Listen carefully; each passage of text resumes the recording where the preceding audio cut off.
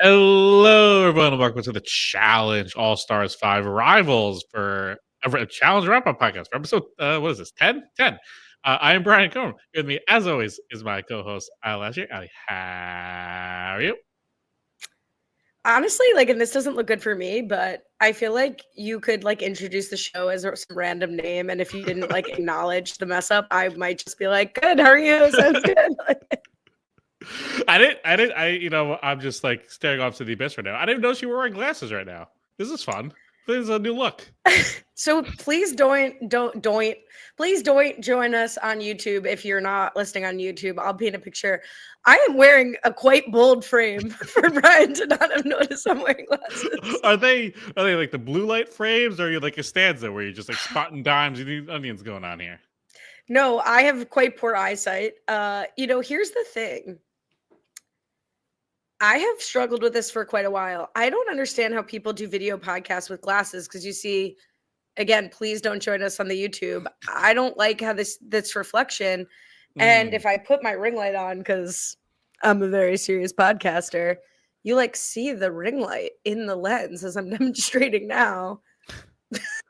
Well, there's funny enough. Maybe it's better actually with the light. Is the light kind of better? It looks better right now. It does. I don't see the glare. Better or worse? Yeah. Better? Better. Or worse? I think this is the most anxiety you could ever have with this eye test. But I think genuinely it's better with the light on. But there was a Shark Tank company that had ring lights, and it was in your eyes. It would reflect back. They had little fun shapes, and it was like a draw. Sorry, you'd want to see it in my eye?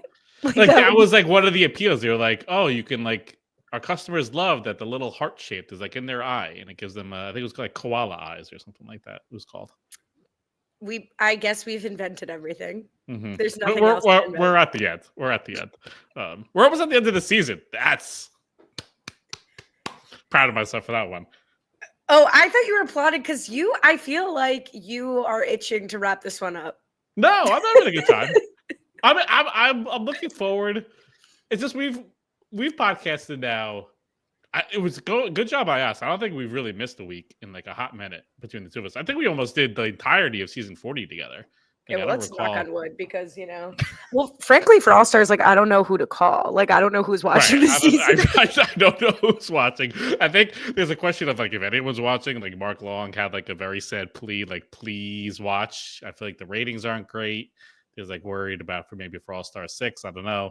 But yeah, I don't know how good the ratings are. I haven't seen ratings talk hit the challenge streets in a bit. But I'm just saying, I think we've done between this season, season 40, all the previews, everything that went along with that. I know I haven't done Exit Press here, Exit Press for 40. It'll be nice to have a few weeks off before season 41. I'm sure premieres on May 8th.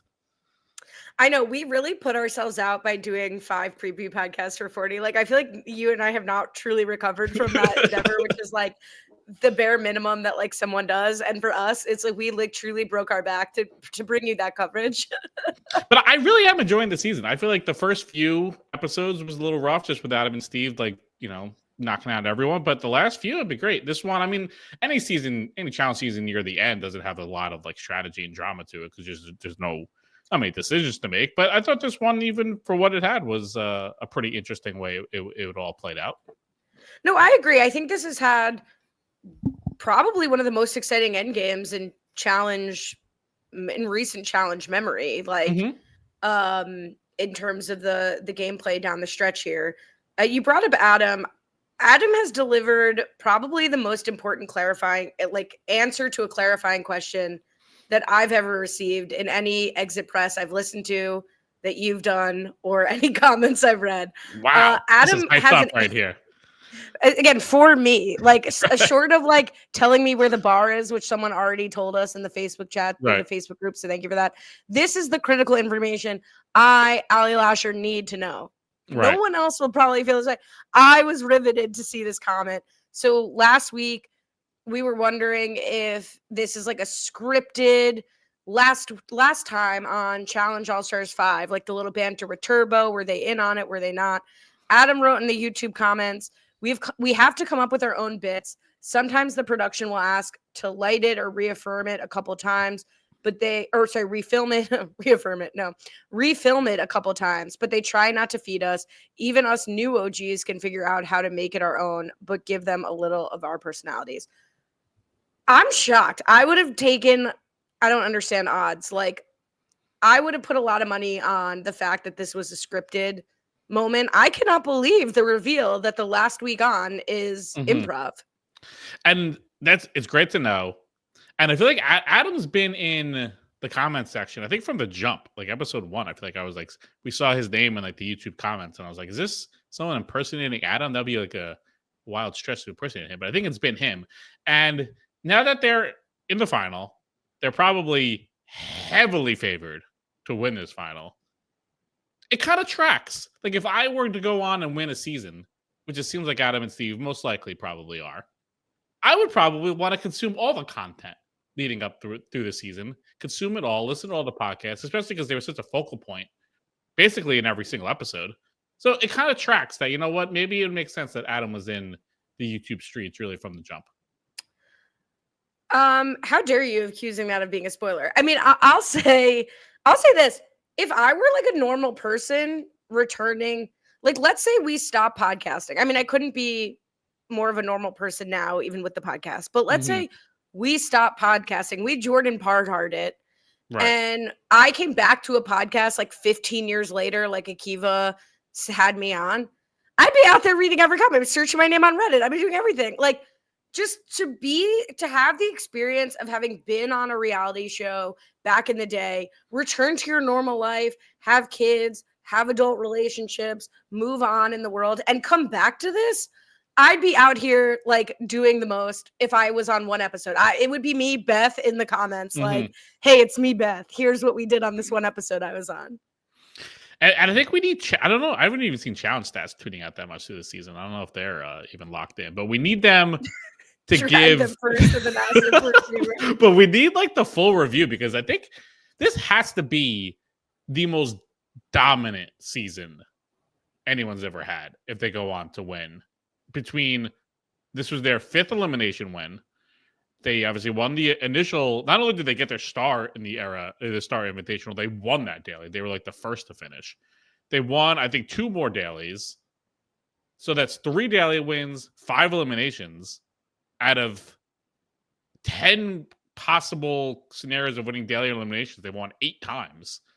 And if they go on to win this final, it has to be the most dominant season anyone's ever had.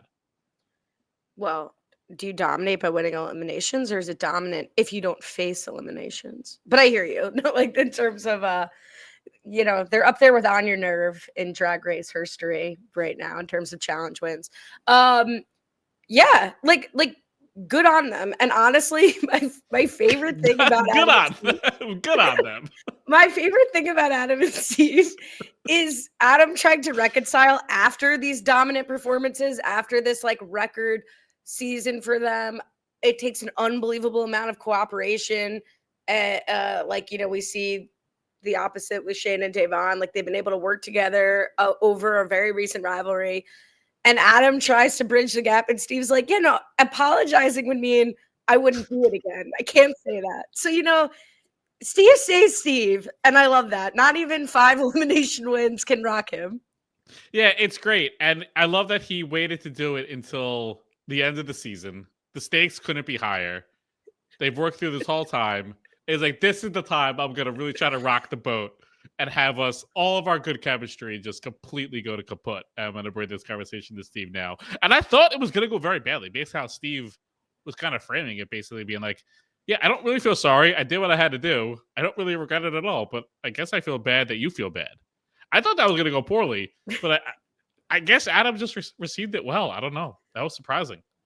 I really relate to Adam in that he's living by his own rule book. Like, Adam sort of makes the rules. We'll go into it because I rewatched that episode of All Stars 4 because I was like, I simply must refresh my memory. I think in 10 years of podcasting, I've done that maybe one time. Like, I was like, I actually have to go back to see the source of this rivalry because frankly, it blew me away that Adam demanded an apology for that, but we'll break it down.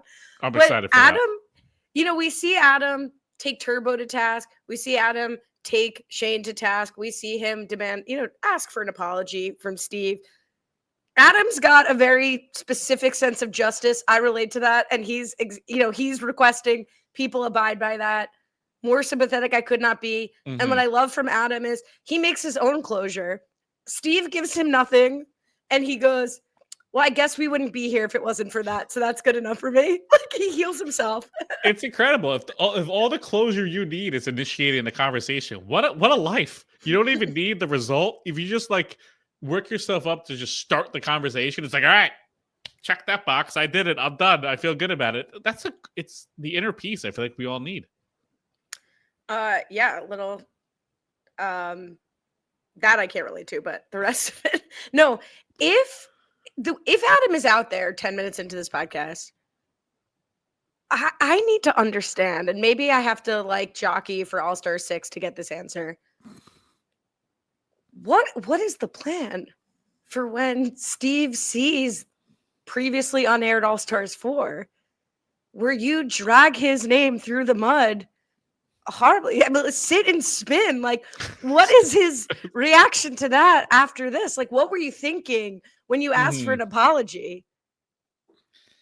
Which goes back to Adam's own rules, right? Because he texted Corey about this season, like, it's fun to shake it up in the confessionals. Like, I don't need, maybe he gave Steve one of those of like, you're going to hear you may or may not hear some things that are like a little performance, and maybe that's enough for Steve. Yeah, I don't think Steve would be two-faced. Steve also is the type of guy that doesn't seem much two-faced about anything either. He's just like, doing his thing. He even wanted to befriend Turbo. Like, if you want to befriend Turbo, like, you really are not going to care about sit and spin. Like, that's going to be so far off your radar. Hey, you're talking about Nadi's family. All right, relax. I would never. Speaking of family, Devon had a chance to FaceTime with her daughter. I mean, that's 2 for 2 right now. I'm very impressed with myself. But that's great for her. FaceTime with the daughter. It was very much giving. So you're congratulating the transitions? Yeah, that's what that's disrupting the transitions. I like it. Yeah, let's go. Yeah. But it was very much giving when Corey FaceTime during 40 and Cheyenne was like, you come this far, you better win. And Devon's daughter, or like, I think she was paraphrasing for her, be like, you're back home again? You didn't win? Like, what the heck? They're very much the same energy. I loved seeing this FaceTime with Cadence. It absolutely killed me when she's like, what have you been up to? She's like, going to church. It's like doing my homework on time, not having been in trouble a single time. Like, amen. She's smart. I like her. Yeah. That was very cute. It was. A little worried for Devon to get the FaceTime convo in this episode, but I think could just be sending her up for hopefully a nice final performance. I was also worried when Adam mentions that like everyone's like pretty comfortable. Oh, we think we're going to the final now. Maybe they'll give Nany and Turbo a chance. Like there'll be a play-in that will be included in the final. And Adam's like, I've been here before. I'm scared. I lost my star at this point last year. I thought Adam and Steve were like the favorite to go home based on that. It's also would be, I don't know how, I mean, the challenge does some weird things, but a play-in with one team. I don't know the logistics behind that. I mean, did they have to beat everyone in the day? I don't know, but just them. The reason why it worked last season, there were like 3 teams, I think, or 4 teams even that didn't have a star. So like, sure, you can have one less daily for them. When it's just one, I mean, they win and they lose at the same time. So I don't know. It's a catch-22. Well, that was the other gag of the grudge between Adam and Steve, because like Steve strips Adam of his star, and then Adam has another chance to compete in a challenge to get a star. Right. He does not win that challenge. Ooh. And also, Steve was like this close to winning the whole thing. So if he didn't mess up that last checkpoint, he like wins the whole thing. And then Adam's like, "Do you feel bad about your decision?" Steve's like, "I feel bad about screwing up that bungee jump thing that cost me the entire final. That's more what I'm concerned about. That's stealing your star." But Steve, unfortunately, had not had the opportunity to rewatch All Stars 4 to remember that, like I did, right. So right. It's not as close to it. You know what was funny getting into the daily? It was such a normal intro to a daily that I almost forgot we were like waiting for big news, some big announcements. I had to go back and rewatch the intro. I was like, wait, TJ said nothing about this? I thought the same thing, and it made me think TJ was probably confused by their confusion, because I think we were also confused. Like, why would they think that's it? There's been no sense that like this would just be the end and Natty Turbo would just go home. Like, they're still there. Obviously, they're not just going to do a one-person daily. So we're here for a normal week. I love that TJ. I don't know how aware of their conversations, but I love this show. It's like, yeah, this is obviously a normal week. I don't know what these buffoons are talking about. The only thing is, like, TJ could have announced this is the last challenge, like this is the last opportunity. But then it's a little bit like, well, depending on how the game is going, like in this case, the entire ep kind of like is boring if they all like know that or talking about the plan, and then like Frank and Sam win. So I get why he didn't say it, but I even expected like that kind of a setup. Yeah, I do enjoy the setup of like, you win this daily, you are officially in. It would have been fun for Frank and Sam to have that moment themselves first of punching their ticket into the final rather than celebrating with everyone else in the end. I do enjoy that, like the notion of like, this is it. If you win this particular daily at the end, you're guaranteed into the final. Right. And he can't say it probably just because if Nani and Turbo win, like he'd have to like at least separate it. He says to Nani and Turbo, if you win, you'll get the opportunity to go down. Everybody else, you're in. I do love that it has come down to 5 teams in a regular daily, though, as opposed to what happened last year, just because it's a rare moment, especially when there was no penalty for losing. And in the beginning, it was sort of hard to motivate teams to continue competing. All 5 teams are equally motivated to win this challenge because the 4 star holders like desperately want to make their star safe. And Nani and Turbo obviously want to guarantee that they'll get sent into the elimination. So they want to win and have power over it. So I like really think we felt like far more intensity in this challenge. And that was like super exciting. The interesting thing about that, Nani and Turbo wanting to win to guarantee themselves a star shot. Wouldn't it actually be better if they didn't go in? Because if like 2 stars go in, one goes home, the star's out there, and then what? There's like a star daily. They're the only team in it, and here they are doing a 1-of-1 daily, and they get the star. I thought of that, especially when Nani was campaigning. It does make sense if they won, they'd actually have the authority to not go in and not be the house vote. I almost wonder if like there's a rule like written in the rule book somewhere that's like, we'll take 3 people to the final, we don't care. Like I would almost hope that's what would happen. Because if just like you survive by not going in and you get a star that hasn't been given away, it's not even like last year where if a star holder wins, they steal a star and give it to somebody else. So you could like be given a star. That's a mechanism of the game. Here, where it's been established, you have to go in or you have to win a daily when a star is up for grabs. It would be Bush League if they just like awarded Nani and Turbo a default star. Yeah, I was curious to see how it would play out. That makes sense. That's how. So I guess in that case, they really would have just been sent home.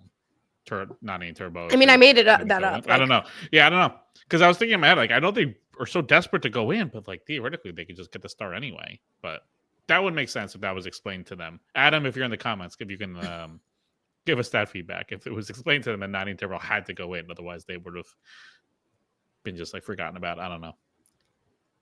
Yeah, who knows? I also, Adam initiated a challenge to the audience, like, oh, you're sitting at home, you think this is easy.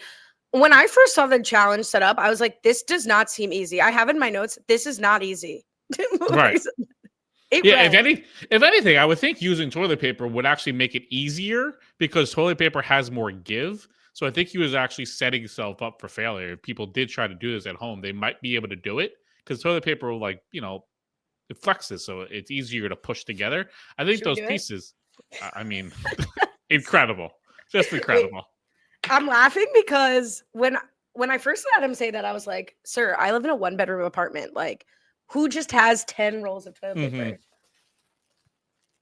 Do I have a problem? Like, why do I have as much toilet paper as a family of 4? Yeah, it's Is it from Costco? Because otherwise, that's like quite expensive. Like, well, it doesn't go bad. I guess, yeah, it doesn't. But yeah, I didn't try it because like the idea would hit the ground, then when I gotta unroll it throughout some of the roll, like I need this toilet paper. Clearly, I'm hoarding it. But it's a very fun daily. Pressure sandwich. I like that this was at least. I mean, it's kind of like the floor, the bars on the ground, but at least there was some physical aspect to this daily, like the running around and doing stuff. So that was a plus. And it was good to see all the inner dynamics play out. Obviously, the Shane and Devon stuff kind of is like the lead story, especially coming out of this daily. But it was a very competitive race, competitive puzzle, and amazing that Frank and Sam, when they needed it really badly, pulled out the win.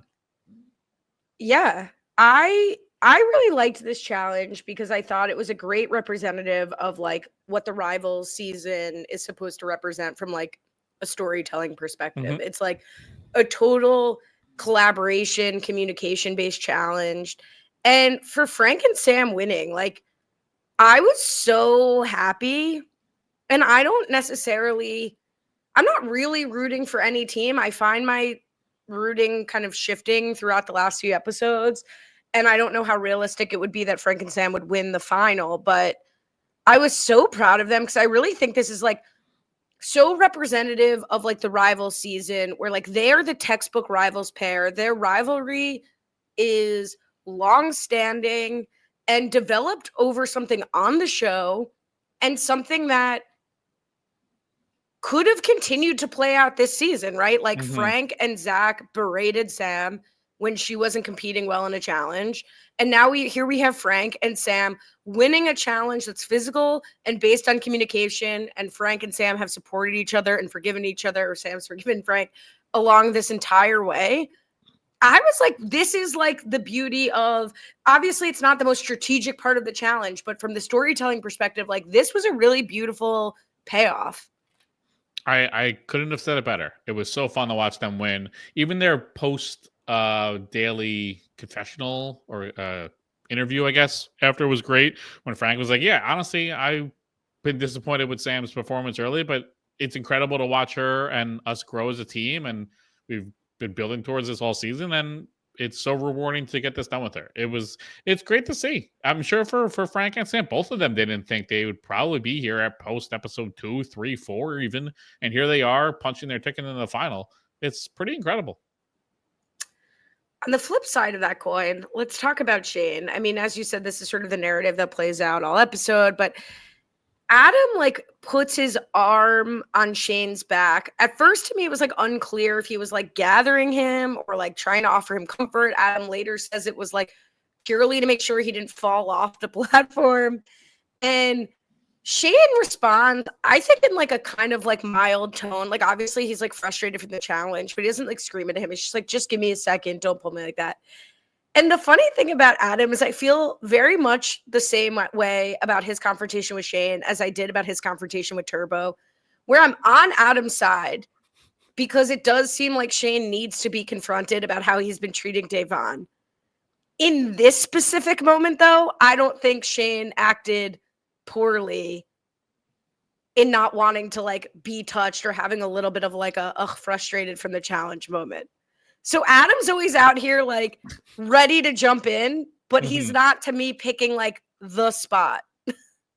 Yeah, I was just very confused by this whole thing. I'm glad you explained what happened because I still don't really am sure what happened. I thought he was trying to push Shane's arm to go around Devon to comfort her, but I honestly I couldn't even tell you. I wasn't sure. It's kind of bizarre, and like we've maybe my barometer for treating your partners badly is skewed over the history of watching this show, where Frank and Sam are a perfect example of partners treating each other or one way treating very poorly. That I don't think Shane was so bad to Devon. Like, yes, he was yelling in the daily. Yes, he was like speaking firmly. Yes, all that. But it's I'm sure a frustrating daily. It requires like back and forth. Like that's just how he communicates in the heat of the battle. We see Jordan do this type of thing. And I don't think Shane was even nearly as bad as we've seen Jordan berating people. So I can get why Shane was a little taken aback by people accusing him of treating Devon so poorly. Now, maybe this has been more in conversation that we haven't really seen as much.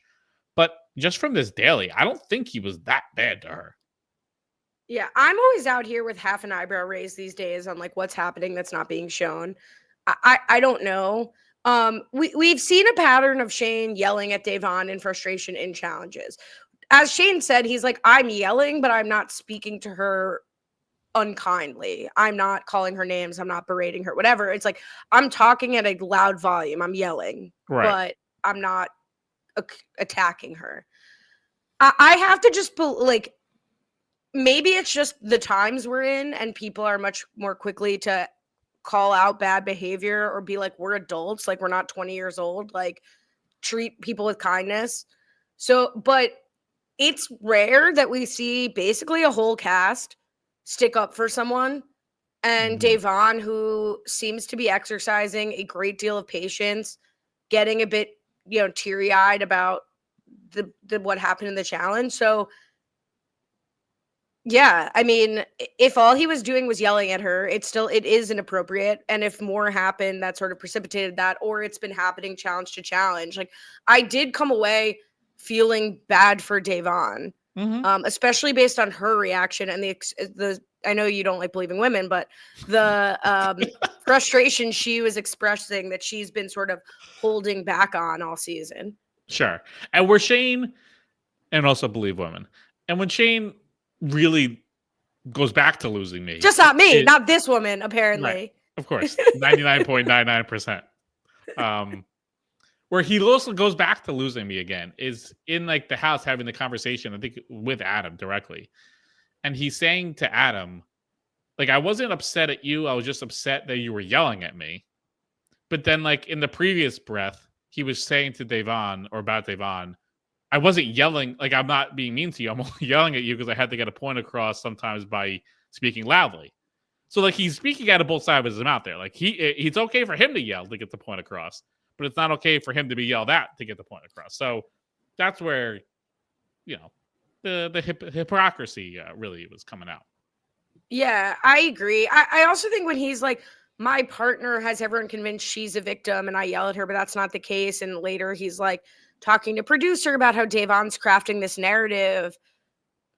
We haven't seen Devon say boo about Shane, like we've seen, and Adam, I was happy. Adam was like, I just saw you. Like I heard him screaming in the challenge. Like there's no conspiracy against Shane that Devon is pushing. And in fact, Devon has done nothing but try to avoid confrontation with Shane to succeed for her daughter. So again, like that, the way he's talking about it makes me on Devon's side even more.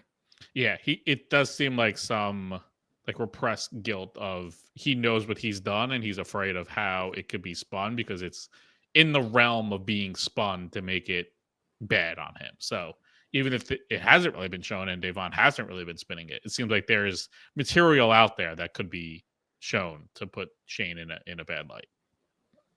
Yeah. Yeah. It's also interesting that we got a conversation where Shane's, Devon's telling Shane, not Zach, Frank, if like my partner still thinks it's fun to like play the villain on reality TV. I found this extremely interesting that for that to make air. And like, I do wonder how much of the fight is like Shane is like, to Devon's face, like, I'm going to play this up for cameras. I'm gonna, like, it could be unspoken also. It could just be noticing Shane, right? Like, we've been saying his gameplay hasn't made sense, his coming for Frank, his fights, his jeopardizing his relationship with Veronica. Perhaps that style of gameplay makes sense through the lens of he wants to make good TV and he's playing bad gameplay to make good TV. How much of that was just Devon gathering that, and how much of it was like Shane saying that to Devon? I'd be very curious to know more of that. Yeah, that was very interesting, and I agree. It's very interesting that they would air it in particular because it would track to what some of what Shane was doing this season if he was doing it for the camera for the show. But I also don't mind it. Like I want people to not be fake, but at least do things for the entertainment, because at the end of the day, like they're on these shows to compete to win money, but we're watching these shows for entertainment and to be entertained. So I do want people to do things that are villainous, heroic, and somewhere in between, like all throughout the season. So I hope the takeaway for other people isn't that like Devon is necessarily right in that sense that people shouldn't be the villain on TV, because we do need that. We do need both sides of the coin. So I appreciate what Shane. I feel like Shane's had a very entertaining season. So from that regard, I've enjoyed him on my television. Yeah, I wouldn't say Shane was not entertaining. He's not my favorite kind of villain. Like, I think Frank is a more well-rounded, more interesting villain this season, as like the puppeteer, the strategist, the frontier-faced foe to the confessional. Like, that's like fun and exciting. I think Shane sort of like villaining for villain's sake is not reading as super exciting to me. I think Devon's conversations about how she's trying to practice patience have been very entertaining. I think if Adam's villaining for villaining's sake by fighting with Turbo and fighting with Shane, like that's read sort of more genuine to me. I think Shane's actions like not making sense and being confusing aren't the most like exciting content for me. Yeah, and that's totally fair. And I think in an ideal world, Shane is playing the game that Frank played. I think that's what he would love to be doing, but Frank has just done it better than him. So he's, that also could be why Shane's resented Frank for all this season, is he wants to be in that role doing it. And he thought his best way of doing that is getting Frank out. So that tracks. We read a first chapter from the book of Turboisms, and I'm kind of sad we only have a couple episodes left because I don't feel like we're going to be getting a lot more chapters. No, maybe it'll pop up more in the final, or I guess not even more because they're gone. So I don't know when it's going to pop up. I don't know. Maybe he'll like pop into like the spirit world of like when we get the flashbacks of some things, like when Devin was like the cardboard cutout for that one episode that I thought was going to go for much more. But yeah, we get the Turboism. What was it? If you he likes fish, because you could trust fish, but human could be snake and you can get bit. Yeah, you nailed it. He said, I mean, sincerely, you nailed it. He said, animals are perfect. If you see fish are never going to act like wolves or lions. You're going to be sure this fish is fish. Humans, you can't be sure. Looks like a human, is a snake, can bite you. Honestly, if that book is one chapter, print it. Like, it's a good lesson.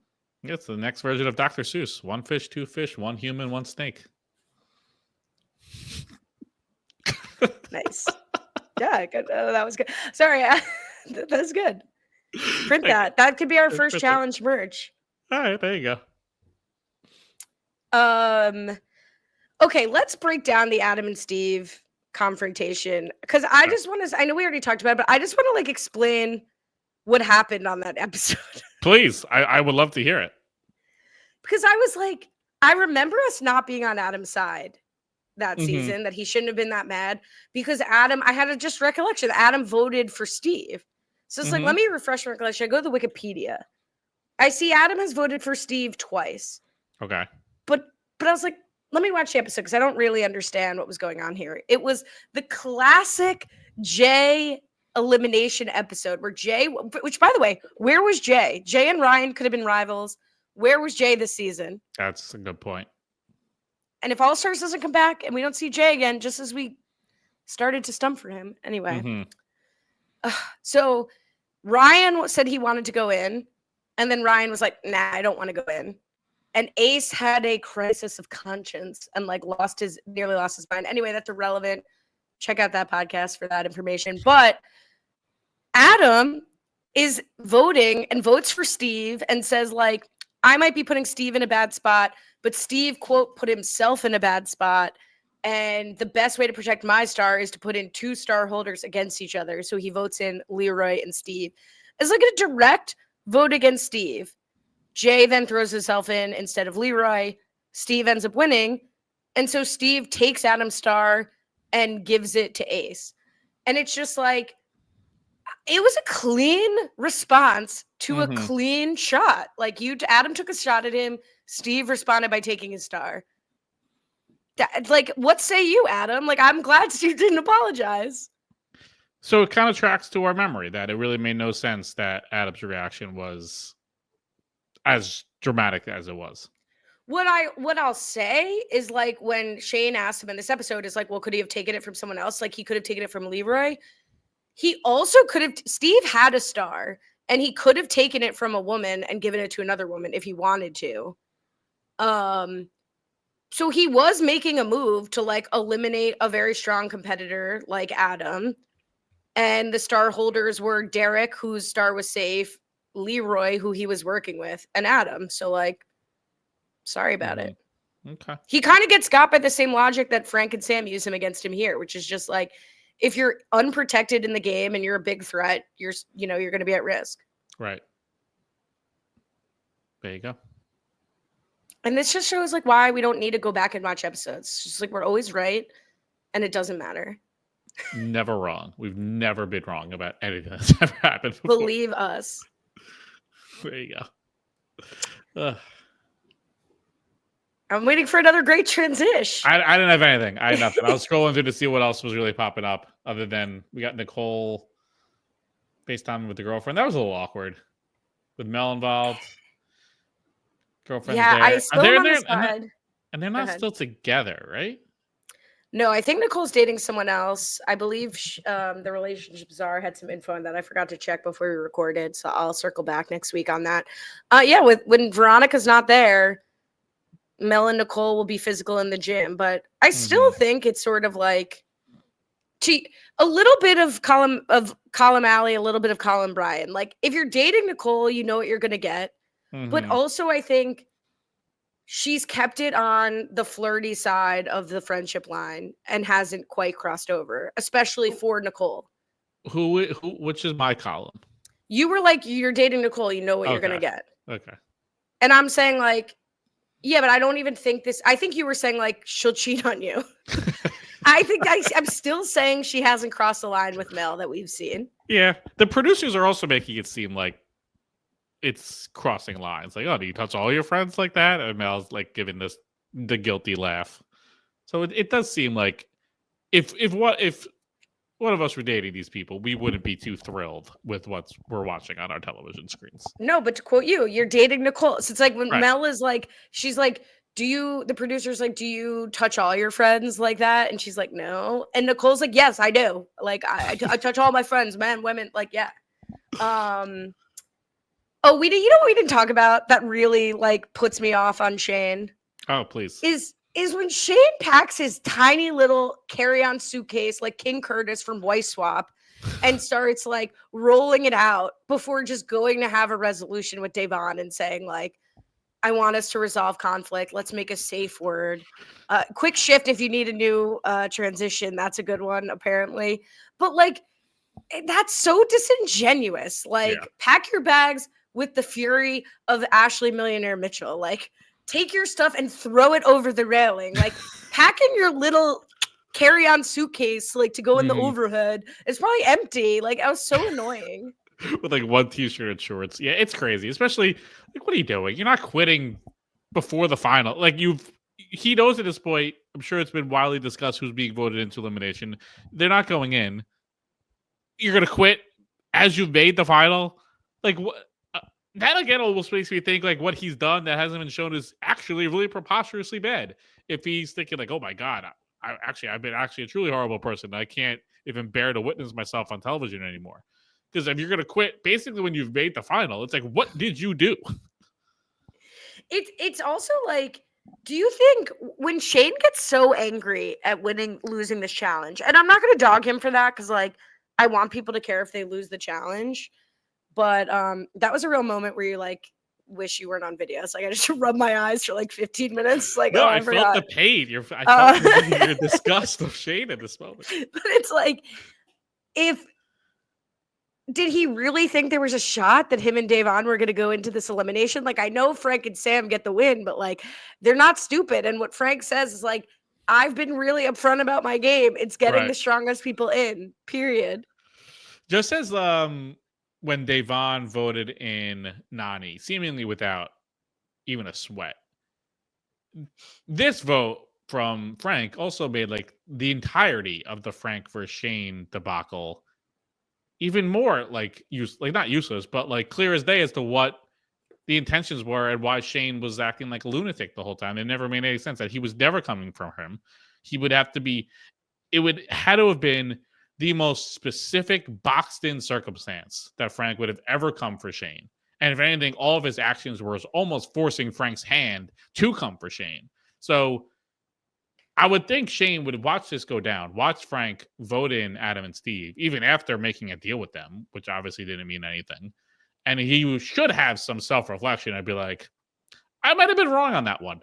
Frank wasn't one coming from me. I probably should have just worked with him, and worked with Veronica. It made it a whole lot easier for everyone involved.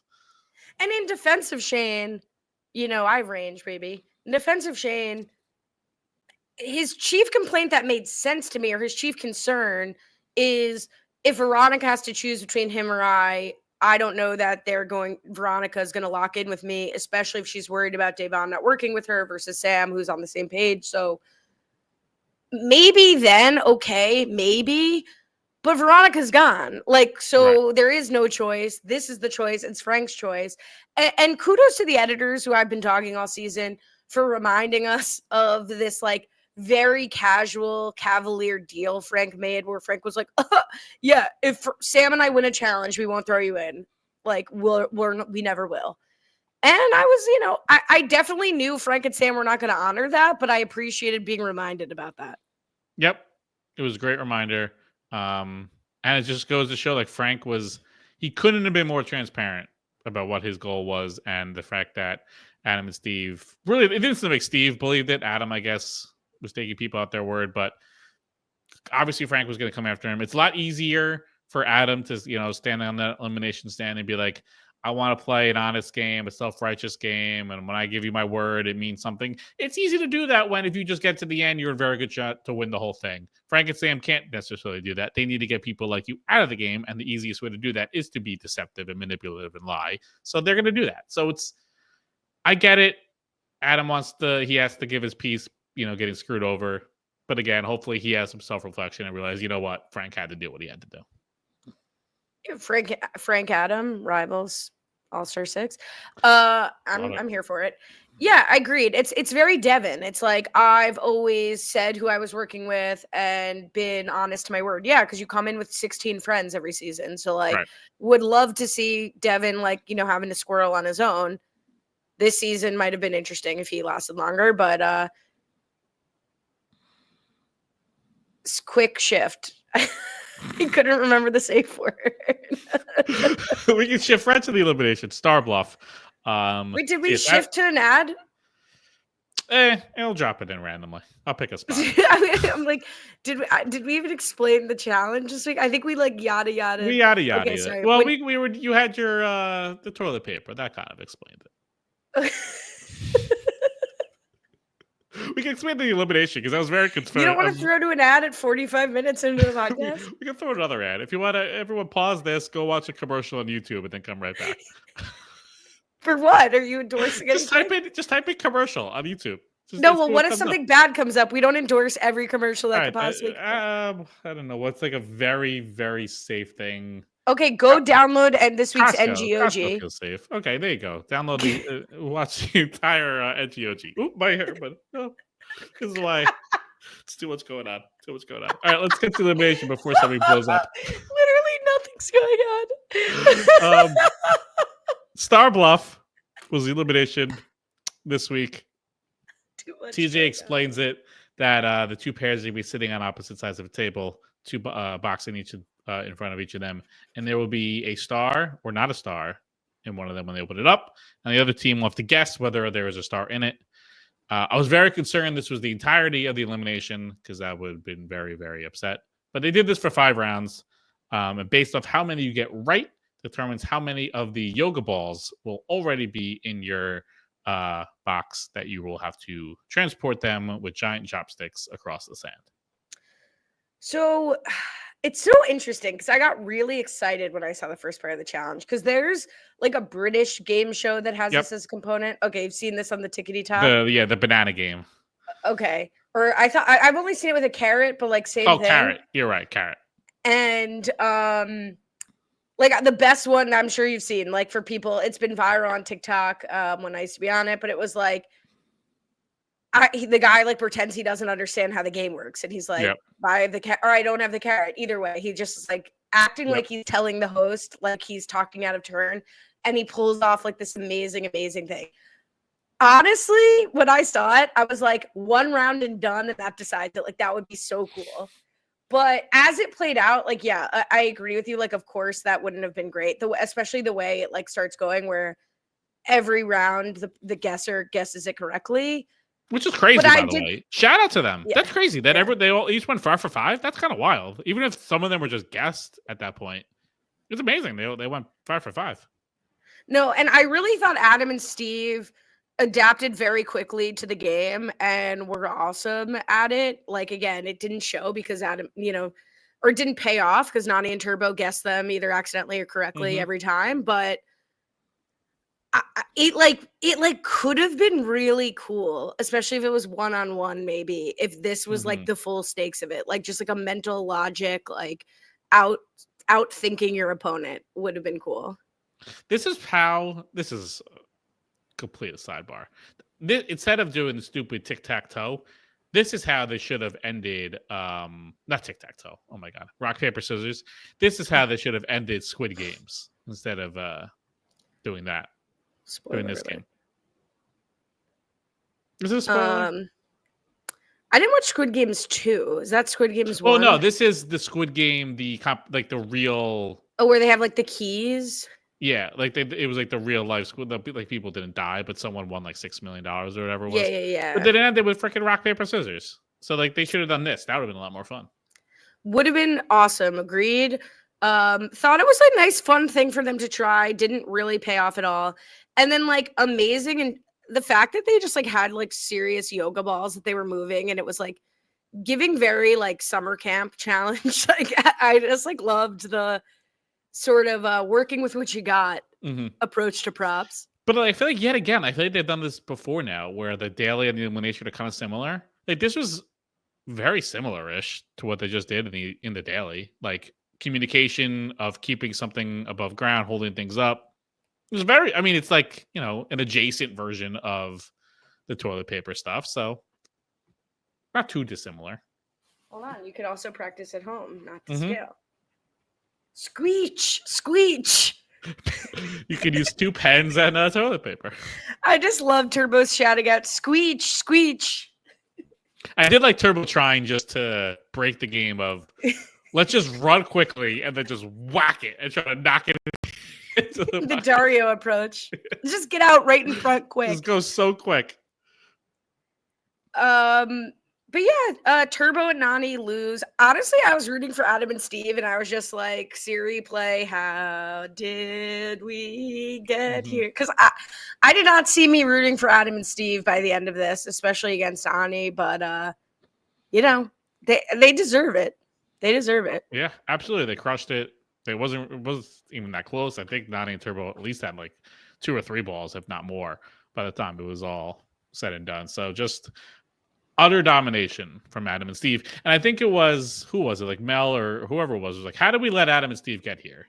It's like, well, no, they got here themselves. Like you try to get rid of them. Basically every week you did try to get rid of them. They just won every elimination. So can't really blame themselves. They the rest of the season did their best. This wasn't CT like escaping any elimination and going to the final. Like they did what they could to try to get them out. Yeah, but let's look All-Stars 5 rivals. Let me hit up the wiki really quick and just remind us who they beat. And honestly, I think they had an over 50% chance that they would have beaten any pair that you got put in there. So I'm not like devaluing the wins. Right. But they beat Beth and Janae, Kellyanne and Sylvia, Anissa and Ashley M, Devin and Leroy, and then now they're back again for their 5th elimination. Like, it goes back to what we were saying in the early weeks. Like, put in a team that has a better shot to beat them, and maybe they would have been able to play the odds if they used Devin and Leroy and Fessel and Amber and Dario and Ashley back to back to back.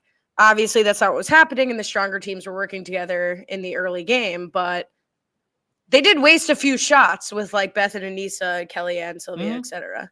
Yeah, but like there was no reason to think they wouldn't also beat Fessel and Amber and Dario and Ashley in any sort of elimination. So they they probably could have gone into every single elimination this entire season and won every single one. Like, it was not only like, we've talked about, it was one of the things we talked about the episode 1 of the mixed gendered pairs. Obviously, them and Devin and Leroy, you would think, would have a huge advantage across anything physical. And this really wasn't a very physical season, but they're also just really adeptly good at these weird things, balancing things, communication, all these, even like that first elimination where we're sticking the poles in the box. Like they're good at figuring these things out. And obviously, I think, once you do a couple of them, the nerves of being in elimination, I'm sure, drop down that other people might not have.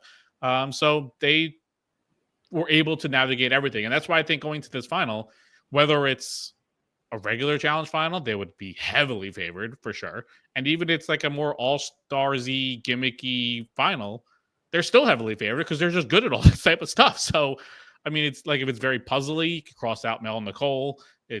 Sure, at like Frank and Sam could give them a decent run, but Shane and Devon, they have all their communication issues that they might not be able to go against them. So I don't know what would this final would have to look like that they wouldn't win. Like, they would have to do something the way Steve screwed up the All-Stars 4 final for them not to win this one, it seems like.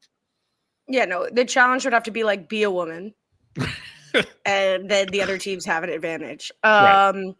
If you told me at the beginning of the season that the final was going to be Mel and Nicole, Devon and Shane, Steve and Adam, and Frank and Sam, I would have bet the farm against that those odds.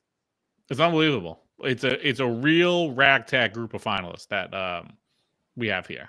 Good for them. I mean, it's the house that Veronica and Katie built. It is, and it's gotta feel bad that they're not even part having of it. Everybody you like corralled together, who did not want to work together, voted against each other at times, who were at each other's throats at times, who voted each other in, are now all at the final, and you're at home. Yeah, it's like it's Paula at the islands. Everyone's building their boats together, and she's stuck with the other crew without a chance in the world. At least she was in that final.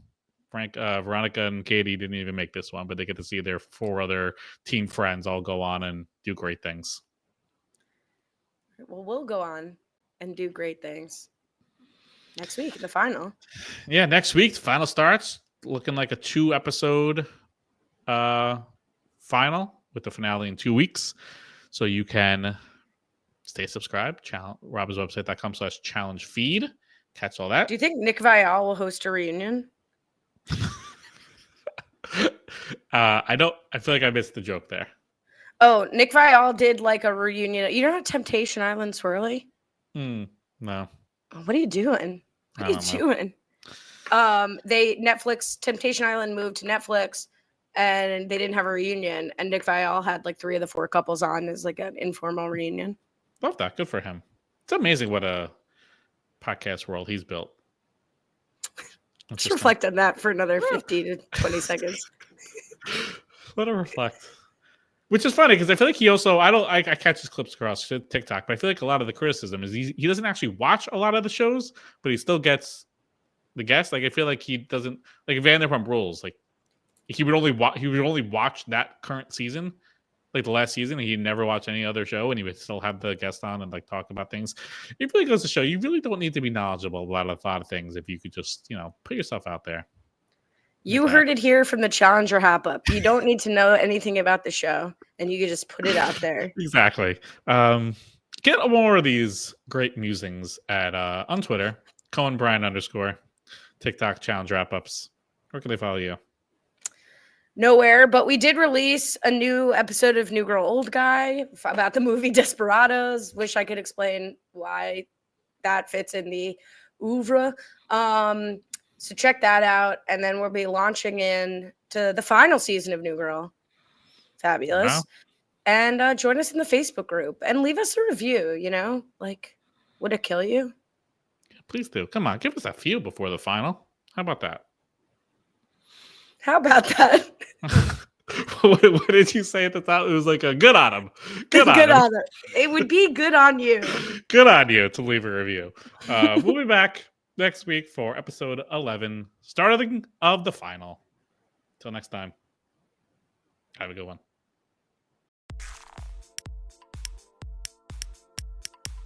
This is RHAP, We know reality TV.